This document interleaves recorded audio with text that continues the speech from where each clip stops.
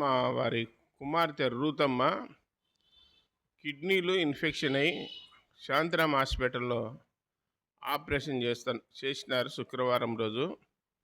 దయచేసి ఆమె కోసం ప్రార్థన చేయండి.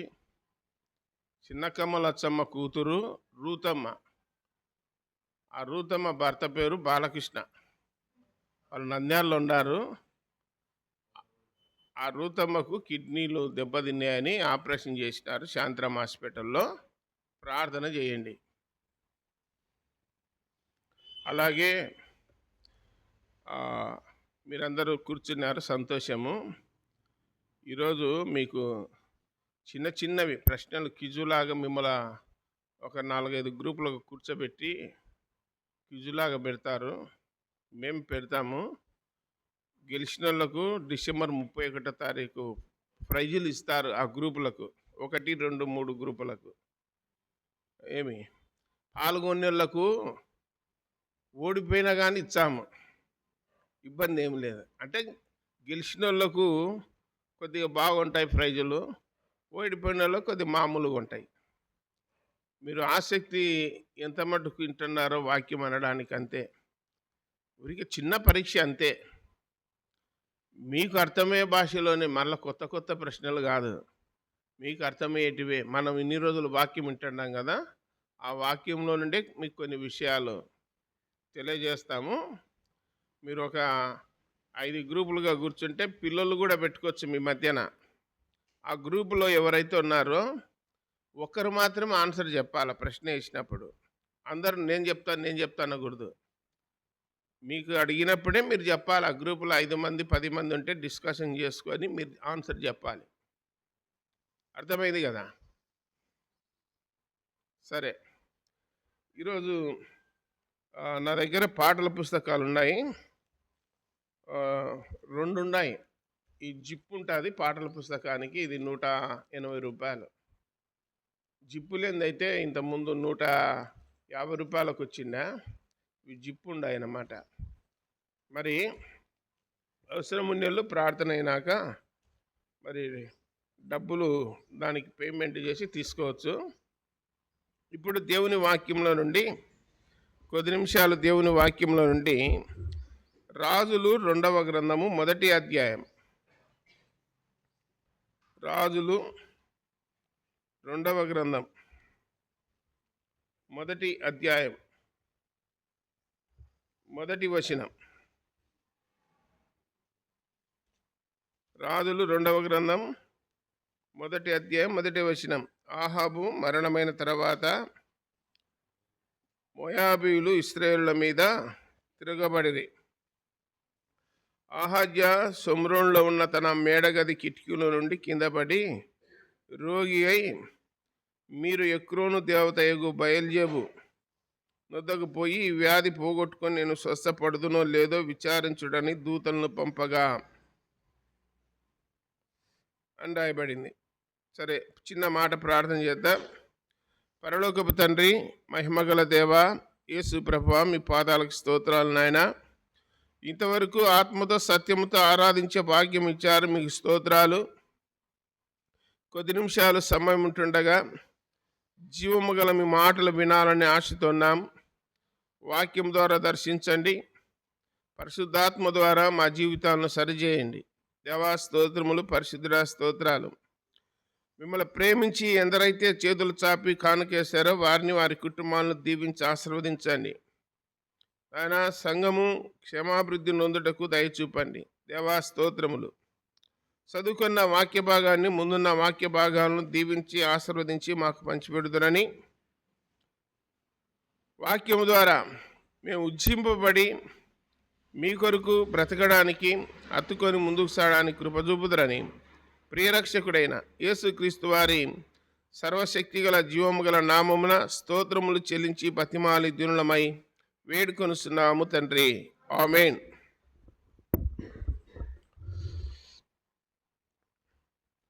ఈరోజు అంశం ఏమిటంటే రాజులు 2వ గ్రంథము 1వ అధ్యాయంలో అహాబు కుమారుడైనటువంటి అహజ్యా సొమ్రులో ఉన్న తన మేడ గది కిటికీలో నుండి కింద పడి రోగి అయినాడు. ఈ వ్యాధి పోగొట్టుకుంటానా లేక వ్యాధి ద్వారా అట్టనే మంచం ఎక్కి అట్టనే లోకం విడిచిపోతానా అని చెప్పి కనుక్కోబొమ్మని ఎక్రోను దేవత అగు బయల్జేబు నొద్దకు పోయి విచారణ చేయిపోండి అని చెప్పి ఒక 50 మందిని పంపినాడు. అహజ్య విచారణ చేయిపోండి అని చెప్పి. అంశం ఏమిటంటే మేడగది కిటికీలో నుండి కింద పన్నాడంట రాజు. మరి ఎందుకు కూర్చున్నాడో మనకైతే అర్థం కాలే. ఆయన రాజు కూర్చోడానికి సింహాసనం ఉంటుంది, ఉంటుందా ఉండదా? మరి కిటికీలో ఎందుకు కూర్చున్నాడు? టైం దగ్గరకు వచ్చింది కాబట్టి కిటికీలో కూర్చున్నాడు అంతే. ఆడ తావులేనట్టు కిటికీలో కూర్చున్నాడు. కిటికీలో కూర్చున్నాడు, ఊరుకొన్నాడా? కింద పన్నాడు. కిటికీలో కూర్చున్నాడు. బైబిల్లో యేసుప్రభు ఏం చెప్పినాడంటే యోహాను సువార్త 3వ అధ్యాయం 12వ వచనంలో, ఈ ప్రపంచంలో భూమి మీద జరుగుతున్న సంగతులు నేను మీకు తెలియజేస్తున్నాను, మీ కళ్ళ ఎదుట జరుగుతున్న సంఘటనలే మీకు ఎత్తి చూపుతుంటే మీకు అర్థం కాలే. భూమి మీద ఏం జరుగుతున్నాయో, మనుషుల మధ్యన ఏం జరుగుతున్నాయో, భూమి మీద జరిగే సంఘటనలే నేను మీకు ఉపమాన రీతిగా బోధిస్తున్నాను. ఉపమాన రీతిగా మీకు బోధిస్తుంటే మీకు అర్థం కాకపోతే పరసంబంధమైన విషయాలను తీసుకొని వచ్చి మీకు భూమి మీద చెప్తే ఏడ నమ్ముతారు మీరు అన్నాడు. కిటికీ అనేది ఎక్కడెక్కడ ఉంటుంది? బస్సులో కిటికీలు ఉంటాయి ఉండవా? ట్రైన్లు ఉంటాయి ఉండవా? మన ఇంటికి ఉంటాయి ఉండవా? ప్రతి స్థలంలో కిటికీ అనేది ఉంటుంది. రిజర్వేషన్ చేసుకునేటప్పుడు విండో సైడ్ నెంబర్ వేసి ఉంటాడు.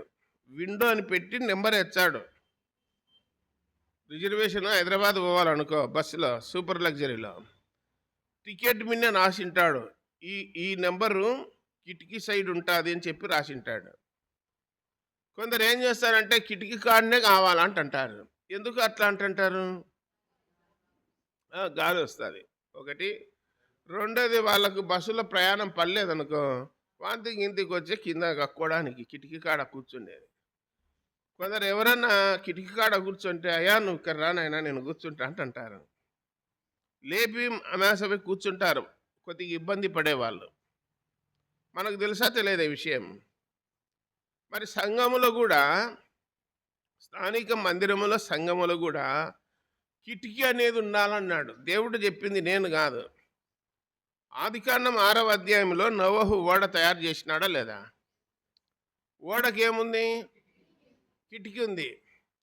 చేతబోధగానులు వాక్యం తీసుకొని వచ్చి బైబిల్ చదివి ఆయన చెప్తుంటాడు ఉపమానాలు. అంటే బైబిల్లో యేసుప్రభువే చెప్పినాడు. ఏమని? ఉపమానం లేకుండా ఆయన ఏదియో బోధింపలేదని రాయబడింది. ఆ మాట మత్తయి సువార్త 13వ అధ్యాయము 34-35 వచనాలలోను, అలాగే మార్కు సువార్త 4వ అధ్యాయం 34వ వచనంలోను, అలాగే యోహాను సువార్త 3వ అధ్యాయం 12వ వచనంలోను యేసుప్రభు చెప్పినాడు, బైబిల్లో ఉన్న సంగతులను ఉపమాన రీతిగా బోధించాలి. లేదా ఇప్పుడున్న జనరేషన్కి అర్థమయ్యేటట్లు భూమి మీద జరుగుతున్న సంగతులను తీసుకొని వచ్చి కండ్రెదుట పెట్టి బైబిల్లో ఉన్న వాక్యాన్ని పోలిసి ఆ విధంగా చెప్పినప్పుడు ప్రజలకు అర్థమవుతుంది. ప్రజలకు అర్థం కాకుండా బైబిల్లో ఏం రాయబడిందో, ఈ మొదటి అధ్యాయంలో అహజ్య అనే రాజు ఉన్నాడు. ఆ రాజు కిటికీలో కూర్చున్నాడు, కింద పన్నాడు, రోగి అయినాడు, వ్యాధిగ్రస్తుడైనాడు, మంచం ఎక్కినాడు, దేవత యుద్ధకు పంపినాడు. దేవత బాగు చేస్తానంటే బాగు చేయదు. కానీ దైవజనుడిని దేవుడు పంపినాడు ఎదురుగా వాళ్లకు. ఇజ్రాయెల్ రాజ్యములో దేవుడు లేడని ఒక విగ్రహము దగ్గరికి పంపిస్తాడా పనికిమాలినోడా అని చెప్పి దేవుడు దైవజనుడిని పంపినాడు. 50 మంది బయలుదేరిపోతా ఉంటే దైవజనుడు ఏలియా వచ్చి, మీరు ఎక్కడ పోతున్నారని అడిగినాడు. అడిగితే, మేము ఎక్రోను దేవత దగ్గరికి పోతున్నాం, బయల్జేబు దగ్గరికి. మా రాజు బాగుపడతాడో లేదో కనుక్కోవడానికి పోతున్నామన్నారు. ఇక్కడ కూర్చొని వాక్యం వింటున్నాము. మందిరానికి రాకముందు, యేసుప్రభుని నమ్మకముందు మనం కూడా ఈరోజు మంచిదా కాదని చెప్పి యార్లూర్లో బాపనయ్యని పోయి అడిగి, కిటికీతో సమానం. గాలి ఆడకుండా ఉక్కపోత వస్తుంది అనుకోండి, అప్పుడు కిటికీ తెరిచినాం అనుకో ఎట్లా ఉంటుంది? చల్లగా ఉంటుంది. కనుక్కున్నాడు, చల్లగా ఉంటుంది, గాలి తోలుతుంది కిటికీలు తెరచని. కిటికీలు తెరిచారే ముందు అని చెప్తారు, గాలి తగలాలని. మందిరములో సంఘములో వాక్యం వినేటప్పుడు ఉపమానం అనేది చెప్తే ఒక కిటికీ ఓపెన్ చేసినట్టు ఉంటుంది. చెప్తే కదా, చేతపోతగానేళ్ళు బైబిల్ చదువుతారు, ఆ చదివినేది కూడా ఆ మొదటి లైను లాస్ట్ లైన్లే వాళ్ళకు మతికుండేది, మధ్యలో ఏముండేది కూడా మతికుండదు. చెప్తారు కానీ ఆడ రాయబడినదే చెప్తారు కానీ దాన్ని వివరంగా ఎక్స్ప్లెయిన్ చేసి దాన్ని ఇంకా పొడిగించి అర్థమయ్యేటట్లు చెప్తారంటే చెప్పరు. మారు మనసు అని ఉంది అనుకో, ఇక్కడ నిలబడి 10 సార్లు చెప్తుంటాడు మారు మనసు మారు మనసు మారు మనసు అని. అవురన్న ఆయన మారు మనసు అంటే ఏంది అంటే అది చెప్పడు. మారు మనసు అంటే బ్రతుకు మారాలా, జీవితం మారాలా, పాత బుద్ధికి స్వచ్ఛ చెప్పి యేసుప్రభులో కొత్త బుద్ధి రావాలా, కొత్త తలంపులు రావాలా, కొత్త ఆలోచనలు రావాలా, యేసుప్రభు చెప్పినట్లు బ్రతకడమే మారు మనసు. మారు మనసు అని ఊరికే చెప్పడమే కానీ దాని అర్థం చెప్పడు. బాప్తిసము అని చెప్తా అంటాడు, బాప్తిసము బాప్తిసము అని. బాప్తిసం అంటే ఏంది? కడగబడుట అని, నీళ్ళల్లో కడగబడుట అని. నీళ్ళల్లో ముంచుతాము, ముంచినాక శరీరం అంతా మునుగుతుందా లేదా? మునుగుతుంది. నీళ్ళ ద్వారా ఏం కావాలా? శరీరము కడగబడాలి. అంటే యేసుక్రీస్తు తన రక్తం ద్వారా మనల్ని ఏం చేసినాడు? కడిగినాడు అని రాయబడింది. కడిగినాడంటే యేసుప్రభు బాప్తిసం ఇచ్చినాడని అర్థము. యేసుప్రభు కూడా నీళ్ళలో మునిగి ఒడ్డుకు వచ్చినాడా లేదా? మరి ఆయన ఏం నీళ్ళలో మునిగి ఒడ్డుకు వచ్చే నా మీద గ్లాస్తో చిలకరించినారన్నా నాకు అక్కర్లేదంటే అది వాక్యానికి విరుద్ధమైందా? వాక్యానికి సరైందా? మాకు అవసరం లేదులేన్నా, మాకు తెలుసు అంటున్నాడు. ఒక ఇంట్లో దయ్యం పట్టింటే ప్రార్థన చేస్తామమ్మా, దయానికి సంబంధించినవి ఇవేవి ఉండకూడదంటే నీకు యేసుప్రభు కావాలన్నా సైతాన్ కావాలన్నా అని అన్నా. నాకు సైతానే కావాలన్నా, యేసుప్రభు అక్కర్లేదు అంటుంది. మేము సైతాన్ని నమ్ముకున్నామన్నా చాలా ఏండ్లైంది, 30 ఏండ్లైంది, నువ్వు చూస్తున్నావు కదా అని. నేను చూస్తున్నానమ్మా 30 ఏండ్లైంది, నువ్వు సైతాన్నే నమ్ముకున్నావు. మా ఇంటి దేవుడు అన్నానే, ఇంట్లో లేదు బయట లేదు ఏం లేదు, నీ ఇష్టము, మేము ప్రార్థన చేయాలంటే అవి తీసేసుకోవాలని చెప్పిన. ఇది చెప్పిన నేను అర్థమయ్యేటట్లు. డాక్టర్ దగ్గర పోయినావు, డాక్టర్ ట్యాబ్లెట్లు రాసినాడు, ఫలానివి తినొచ్చు ఫలానివి తినకూడదు అని చెప్తాడా లేదా? నీ బుద్ధి పెట్టినట్టు తింటాడు, మాత్రలు మింగుతాడని చెప్తాడా? చెప్పాడు కదా. దేవుడు మన ప్రార్థన ఆలకించాలంటే పథ్యం ఉండాలని చెప్పిన. ఆ పథ్యం ఏదో నువ్వే ఉండి ప్రార్థన చేయంటుంది, నేనుండి చేయాలంట పథ్యము.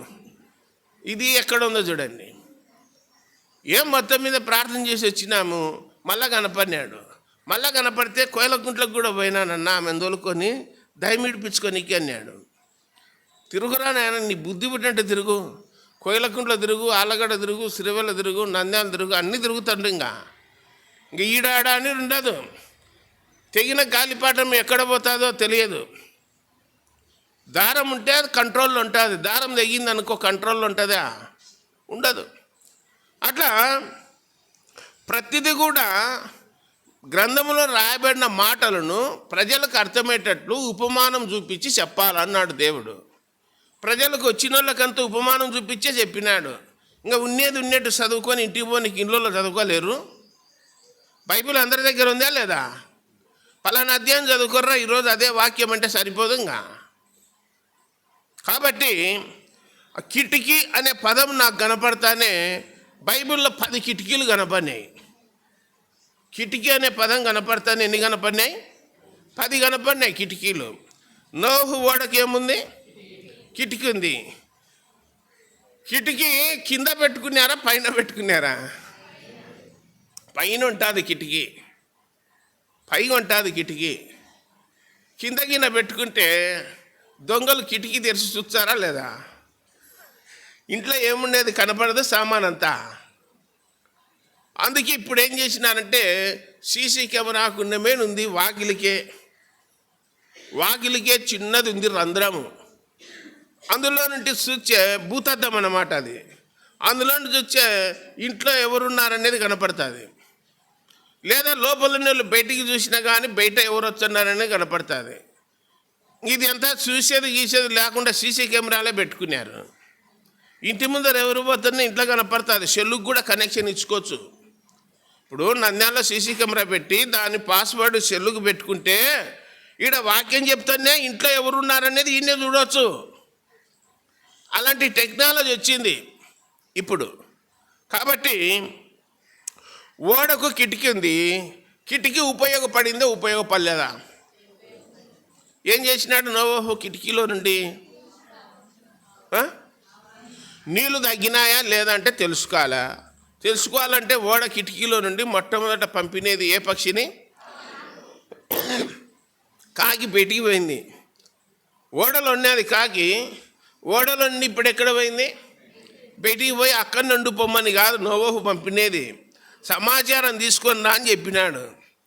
కాకి నోవహు సమాచారం తీసుకొని రాని పంపితే అదేం చేసింది? కాకి బయటికి పోయి మళ్ళీ వచ్చిందా? ఇంకా తిరిగి రాలే, అక్కడనే ఉంది. ఏం చేస్తుంది? అక్కడనే శవాల మీద వ్రాలి తినుకుంటుంది. అవును, నన్ను ఓడలో నుండి ఎందుకు పంపినాడు అన్న జ్ఞానం ఉండాలనా లేదా? తిరిగి మళ్ళీ ఓడలోకి రావాలనా లేదా? అది రాలే, అక్కడనే ఉంది. ఏమబ్బా కాకి రాకపోయినే, సరే రాకపోయిందని చెప్పి మళ్ళీ ఏం చేసినాడంటే ఈసారి పావురాన్ని పంపినాడు. కాకి పంపితే లోకంలోకి పోయింది. అంటే ఆదామును లోకంలోకి పంపినాడు. ఆదాము తిరిగి దేవుని దగ్గరికి వచ్చినాడా? రాలే, దేవుని దగ్గరికి రాలే. ఇప్పుడు కాకి మళ్ళీ తిరిగి నోవహు దగ్గరికి ఓడలేకి వచ్చిందా? రాలే. అలాగే రెండోసారి పావురాన్ని పంపినాడు. పావురం ఏం చేసిందంటే అరకాలు నిలపడానికి కూడా స్థలం లేదు. అందుకని తిరిగి మళ్ళీ ఓడలేకి వచ్చింది. కాళ్ళు నిలపడానికి స్థలం లేదు, నీళ్ళు ఇంకా తగ్గలే. మళ్ళీ ఒక వారం రోజులు ఆగి మళ్ళీ పావురాన్ని పంపినాడు. అప్పుడు ఒలివ ఆకును చెట్లవి కొసలు కనపడుతున్నాయి. ఆ కొసలలో ఒలివ ఆకును ముక్కుతో తీసుకొని వచ్చింది. ఓడలేకి ఆనవాళ్ళు తీసుకొని వచ్చింది. అప్పుడు నోవహుకి ఏమర్థమైంది? నీళ్ళు తగ్గినాయనా ఎక్కినాయనా? మనకి ఎప్పుడు చెప్తారు ఈ మాటలు? నీళ్ళు పెరిగినాయన్నా, ఇంకా విజయవాడలోకి కూడా వచ్చినాయన్నా నీళ్ళు అంటే పెరిగినాయన్నా. ఏ నది పెరుగుతుంది నీళ్ళు? కృష్ణానది. నంద్యాలకు కుందు నది బాగా వచ్చింది అనుకో, ఎస్పీజీ గ్రౌండ్లోకి వచ్చాయి నీళ్ళు, తెలుసు కదా మీకు. శ్యామకాల బ్రిడ్జ్ ఎక్కి పారుతాయి నీళ్ళు, అదిగిన కుందు నది వచ్చే. నీళ్ళు ఎక్కువైతే ఏమవుతుంది? టౌను మునుగుతుంది, బస్టాండ్ ఇదంతా. నీళ్ళు తగ్గినాయని చెప్తారు, పెరిగినాయని కూడా చెప్తారు. ఇప్పుడు నోవహు కాలంలో నీళ్లు తగ్గినాయా పెరిగినాయా? ఒలివ ఆకును తుంచుకొని వచ్చిందంటే అర్థం ఏంటి? ఒక ఇన్ఫర్మేషన్ చెప్పింది పావురం, ఒక సమాచారం చెప్పింది. ప్రేమలేఖలు ఎవరి ద్వారా పంపించన్నారు రాజుల కాలంలో? పావురాలు. మీకు తెలుసు చూడు, అదే పని మీద ఉన్నారన్నమాట. పావురాలకు కాలికి గట్టి స్లిప్పు, అది సమాధాన పన్నికైనా సరే, ప్రేమికులైనా సరే, ఇంకెవరైనా రాజులైనా సరే దాని ద్వారా కబురు పంపుతారు, సమాచారం తీసుకొని వస్తుంది. పావురం అని చెప్పి రాయబడింది. ఈ మధ్యన నంద్యాలలో నేను కూడా విన్నాను, పావురాలు సాక్కునేటోళ్ళు ఉన్నారు. పావురాలను సాక్కుంటుంటారు, సాకుడు పావురాలు. వాడు ఏం చేసినాడంటే ఒక 4-5 పావురాలను పట్టుకొని చెన్నైకి పోయి చెన్నై బస్టాండ్లో వదిలిపెడితే వాడు ఇంటికి రాకతోళ్ళకి ఇండ్లు చేరినాయి. ఏంటి చేరినాయి? పావురాలు. అది కూడా పందెమంట, అది కూడా పందెము. అవి మధ్యన గ్రద్దలు ఉంటాయి కదా, పొంత గద్దలు. అవి ఈయన పక్షిరాజు అలాంటివి చూసినాయంటే చీల్చి తింటాయి పావురాలను, ఎంబడిపడి ములాజేం లేదు. అవన్నీ తప్పించుకొని వచ్చి మళ్ళీ గమ్యస్థానం చేరినాయని. పావురాలకి అంత తెలివి ఉంటే పావురాలతో పోలిచినాడు మనల్ని. దేవుని పిల్లలను పావురాలు అన్నాడు. పాముల వలె వివేకం కలిగి పావురాల వలె నిష్కపటులయుండు అన్నాడు. తర్వాత ప్రభు అయిన యేసుక్రీస్తు యోర్దాను నదిలో బాప్తిసం తీసుకున్నాక ఒడ్డుకు వస్తూ ఉన్నప్పుడు ఏ రూపములో పరిశుద్ధాత్మ దేవుడు ఆయన మీదికి దిగొచ్చినాడు? పావుర రూపములో దిగొచ్చినాడని రాయబడింది. పావురము పవిత్రమైనది, అపవిత్రమైంది కాదు. పావురము పరిశుద్ధంగా ఉంటుంది. పావురములో ఎలాంటి కల్మషం ఉండదు. ప్రతి పక్షిలో చేదు అనేది ఉంటుంది, కానీ పావురములు ఏముండదు, చేదు అనేది ఉండదంట. మీరు చేపలు చేసుకుంటుంటారు కదా, చేపలను పొట్టైపోతే లోపల ఏముంటుంది? చేదు ఉంటుంది, తెలుసు కదా. కానీ పావురానికి మాత్రము చేదు అనేది ఉండదు, ప్రతి దాంట్లో ఉంటుంది. కాబట్టి దైవ గ్రంథంలో చూస్తున్నాము, ఓడకు కిటికీ ఉంది. కిటికీ ఒక గుర్తు, ఒక ఆనవాలు, నీళ్ళు తగ్గినాయా లేదని తెలుసుకోవడానికి ఉపయోగపడిందని చెప్పి చూస్తున్నాం. అలాగే వాక్యం చెప్పేటప్పుడు ఉపమానం అనేది నిద్రపోయే వాళ్ళు నిద్రపోకుండా ఉండాలంటే ఏం చేయాలా? ఉపమానం చెప్పాలా. సరే, మీకేమన్నా తెలిసినా బైబిల్లో కిటికీలు ఎక్కడెక్కడ ఉండేది? చాలాసార్లు విన్నారు కదా, చెప్తారా లేదా మీరు? అపోస్తుల కార్యములు 20:9 ఒక యవనస్తుడు కిటికీలో కూర్చొని వాక్యం వింటున్నాడు. అంటే స్థలం లేదన్నమాట. కిటికీలో కూర్చొని వాక్యం వింటున్నాడు. వాక్యం వింటున్నాడా, నిద్రపోయినాడా? ఒకవేళ నంద్యాలలో వాక్యం నీకు వచ్చి కుర్చీలో కూర్చున్నాడు, నిద్రపోతున్నాడు. నిద్రలో ఒరిగినాడు, కుర్చీ కూడా కింద పడిపోయింది. కుర్చీ కింద పడిపోయింది, మనిషి పడినాడు. దాని కుర్చీకి ఉన్నటువంటి ప్లాస్టిక్ చేరుది కదా, ఒక కాలు ఇరిగిపోయింది. తీసుకుపోయి బాప్తిసాల తొట్టిలో వేసినారు ఇరిగిపోయిన కుర్చీని. ఏమయ్యా కుర్చీ ఇరిగిపోయంటే నిద్రపోయింటి ఇరిగిపోయిందంట.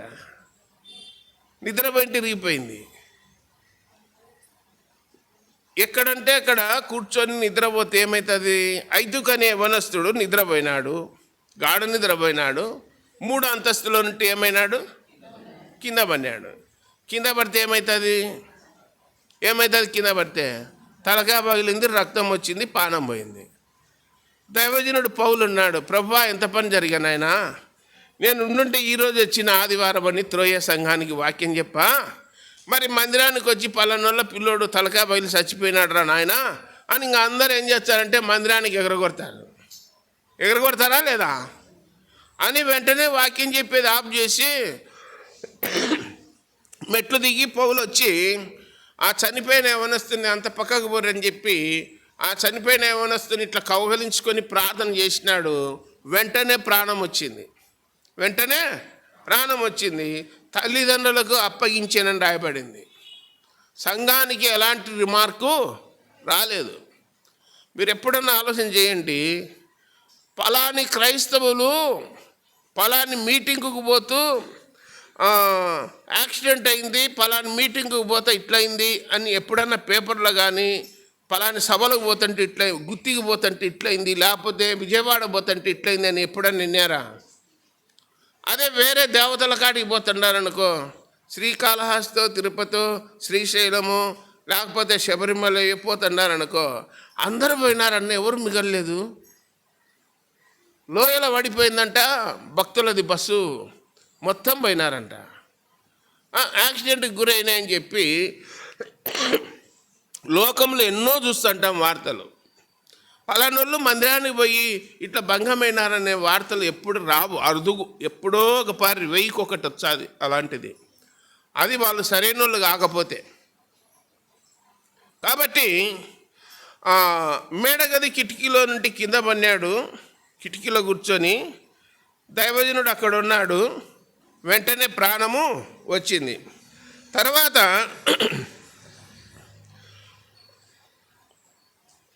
యెహోషువ గ్రంథం 2వ అధ్యాయం 15వ వచనంలో యెహోషువ 2 వేగుల వారిని పంపినాడు కదా ఎరుకో పట్టణానికి. ఎరుకో పట్టణపు ప్రాకారపు గోడ మీద ఒక సహోదరు ఉంది. ఆమె పేరేం పేరు? రాహాబు. ఆమె ఇంట్లో అక్కడ ఉంది. ఆమె ఇంటికి కూడా ఏముంది? కిటికీ ఉంది. కిటికీలో నుండి ఆ వేగుల వారిని తాడు కట్టి గంపలో పెట్టి కిందికి దింపింది, మీరు ఊరి తప్పించుకొని అని చెప్పి. తర్వాత ఆ వేగుల వారితో చెప్పింది, అయ్యా మీ ప్రాణాలు కాపాడినా కదా, మరి మా ప్రాణాలు కూడా కాపాడాలి కదా అని అడిగింది ఆమె. అడిగితే వాళ్ళు చెప్పినారమ్మా, నీ ఇంటి కిటికీకి ఏం కట్టుకోవాలా? ఏ దారం? ఎర్రదారమా నల్లదారమా? మరి నల్లదారాలు ఎందుకు కట్టుకున్నారు? ఎర్రదారము నావల్చద్ది పండప్పుడు దానికి ఒక చరిత్ర ఉంది. దారం కట్టుకునే దానికి దేవాలయాల కాడ దారాలు కూడా అమ్ముతుంటారు, తెలుసు కదా. అవి కట్టుకుంటే ఏమో వాళ్ళకి బలం వచ్చేదో శక్తి వచ్చేదో నాకు తెలియదు.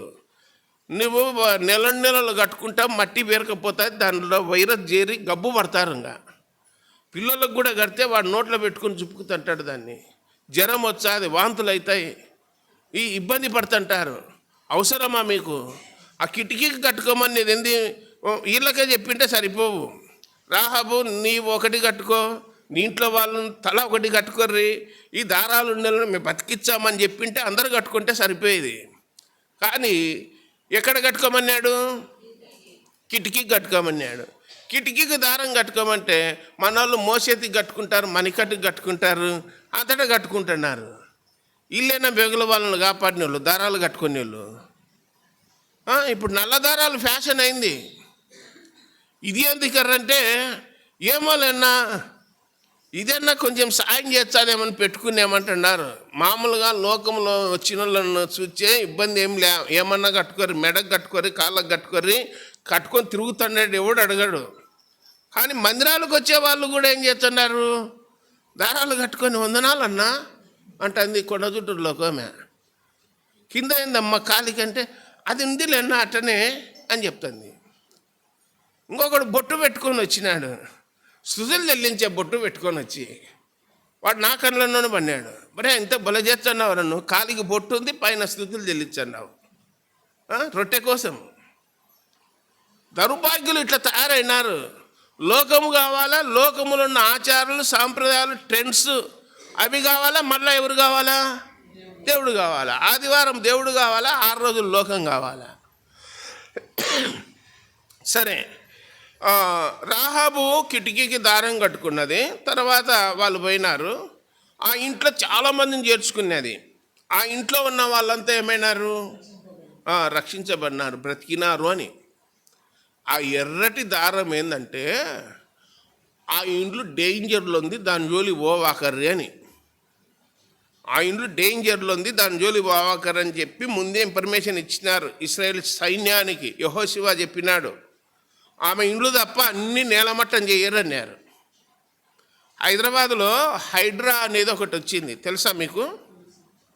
హైడ్రా అని చెరువులు కబ్జా చేసి, రోడ్లు కబ్జా చేసి, ఆ తర్వాత గవర్నమెంట్ ఆట స్థలాలు, గ్రౌండ్లు ఉంటాయి కదా స్కూళ్ళకు, అవన్నీ కబ్జా చేసి ఇండ్లు కట్టుకొని ఇష్టం వచ్చినట్టుంటే వాటన్నిటిని గుర్తించి అన్ని వాళ్ళు హైడ్రా అనేటువంటిది ఒకటి పొక్కులైన పంపించి అన్ని కూలగొట్టినారు.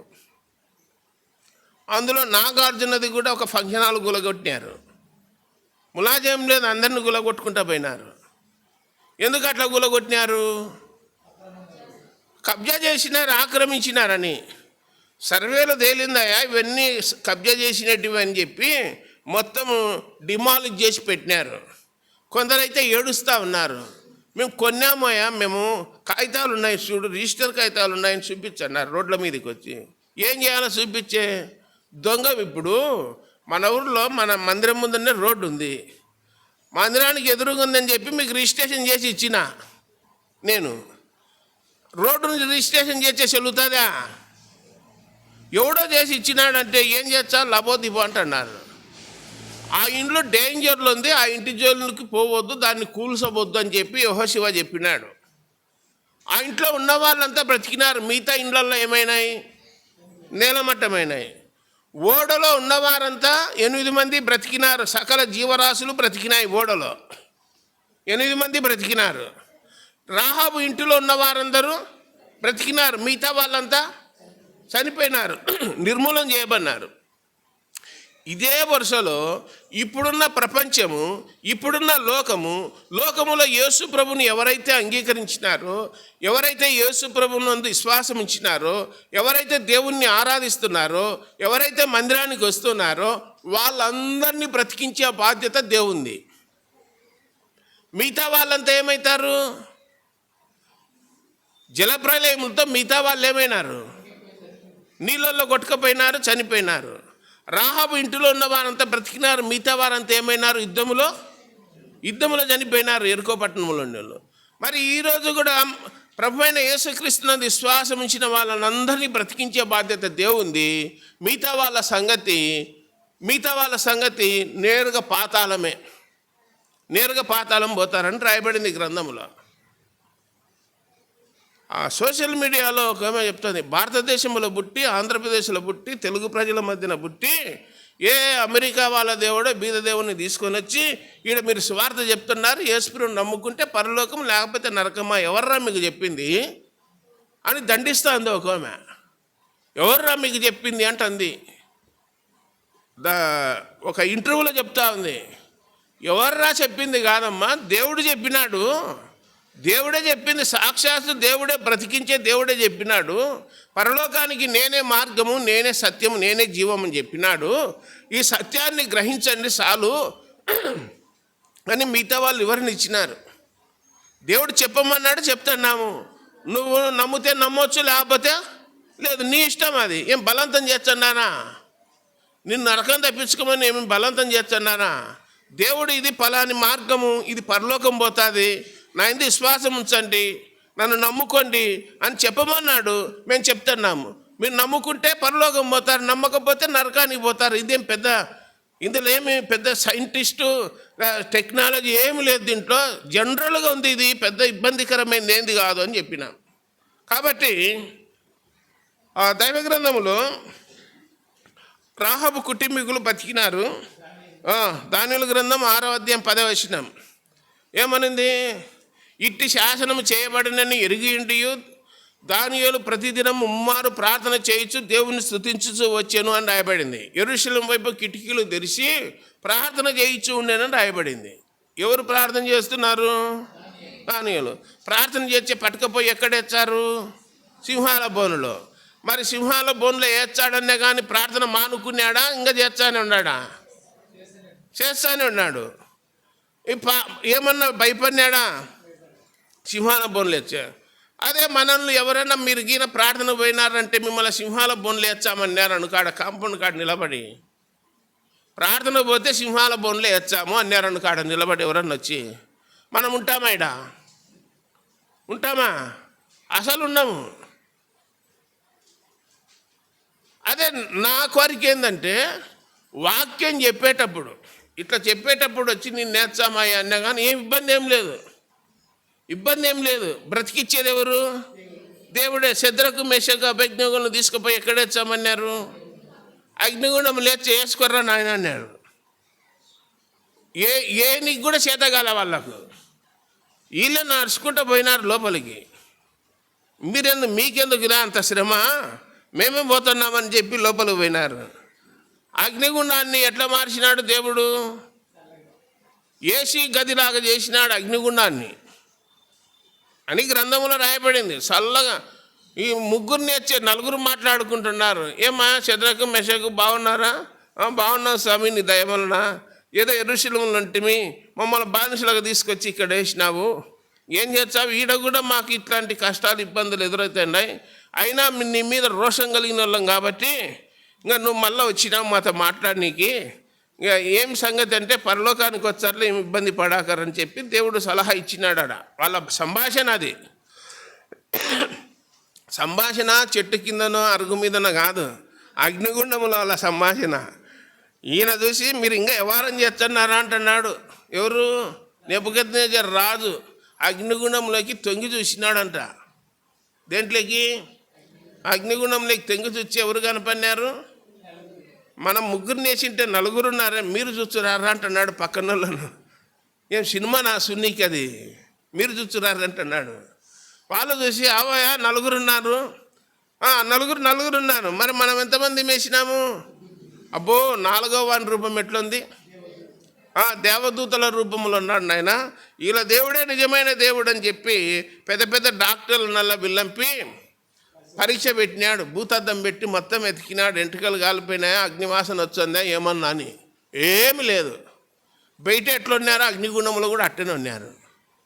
వెంటనే అన్నాడు, వీళ్ళ దేవుడే ప్రపంచానికి దేవుడు, మహోన్నతుడైన దేవుడు, జీవము గల దేవుడు, వీళ్ళ దేవుడు తప్ప ఇంకెవ్వరు లేరని చెప్పి ఈ నెబుకద్నెజరు రాజు చాటింపు ఇచ్చినాడు. ఆహాబు కాలంలో కూడా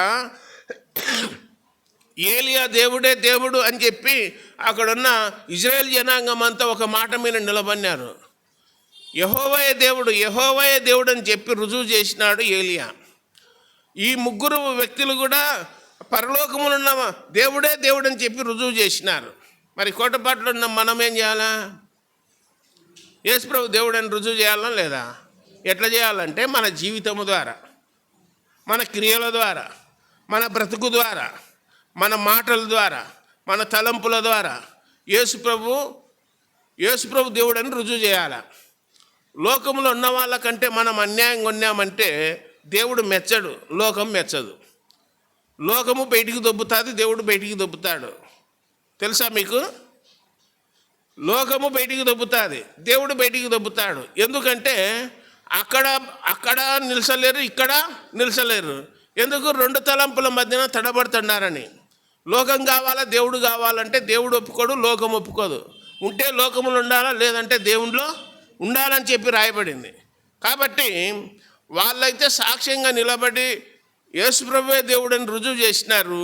మనం ఇక్కడ నిలబడి సాక్ష్యంగా ఉండి యేసుప్రభువే దేవుడు అని చెప్పి రుజువు చేయాలంటే మనం చూపేటువంటి మంచితనం ద్వారా, ప్రేమ ద్వారా, మన మాటల ద్వారా, మన ప్రవర్తన ద్వారా అనేకులు ఆకర్షించబడాలని చెప్పి మరి ముఖ్యంగా సహోదరులకు భయము భక్తి అనేది 100% ఉంటుందంట పురుషుల కంటే. బైబిల్లో దేవుడు రాయించినాడు, వాక్యము లేకుండానే మీ సత్ప్రవర్తన ద్వారా మీ భర్తను రాబట్టవచ్చు, ఎవరినైనా మార్చవచ్చు అని రాయబడింది. కాబట్టి మనలో లోకము ప్రజలు ఏం చూడాలంటే యేసుప్రభును చూడాలి. వాళ్ళు యేసుప్రభుని నమ్ముకునేళ్ళు ఎవరు జోలి పోరు, వాళ్ళ నోట బూతులు రావు అని అనిపించుకుంటే అలాంటి బ్రతుకుతే చాలు, దేవునికి సంతోషం. దేవుడి తలంపులన్నిటినీ మనందరి కొరకు దీవించునుగాక. ప్రార్థన చేద్దాం. పరలోకపు తండ్రి, మహిమగల దేవ, యేసు ప్రభువా, మీ పాదాలకు స్తోత్రాలు నాయన. జీవము గల దేవుని సంఘములో మీ పిల్లలముగా, మీ రాజ్యానికి వారసులుగా మమ్మల్ని చేసినందుకు మీకు స్తోత్రాలు చెల్లిస్తున్నాం. ఇజ్రాయేల్ రాజ్యంలో ఆహాబు కుమారుడు అహజ్యా నాయన మేడగది కిటికీ నుండి కింద పడి రోగైనాడు. మిమ్మల్ని విడిచిపెట్టి లోకములో ఉన్న దేవతలను అనుసరించాడు. అందును బట్టి ఆయన సరిచేయడానికి లేఖనాలు రాయించినందుకు మీకు స్తోత్రాలు. ఇంతవరకు అనేక విధాలుగా అనేక కోణాల్లో మాతో మాట్లాడినారు, మీకు స్తోత్రాలు. జీవము గల దేవ, మీకు స్తోత్రములు చెల్లిస్తున్నాం. ప్రజలను దీవించి ఆశీర్వదించండి. రాలేని వారికి మరొక తరుణాన్ని దయచేయండి.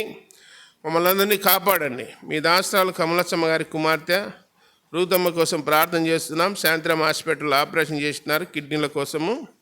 దయచూపి స్వస్థపరచమని ప్రార్థన చేస్తున్నాం. అందరినీ దీవించి ఆశీర్వదించుతారని, మీ సన్నిధి మాతో ఉంచుతారని, మమ్మల్ని అందరినీ కాపాడుదరని ప్రియరక్షకుడైన యేసుక్రీస్తు వారి దయగల నామమున ప్రార్థించి దీనులమై వేడుకొనుచున్నాము తండ్రి. ఆమేన్. అందరికీ వందనాలమ్మా. మీరు ఒక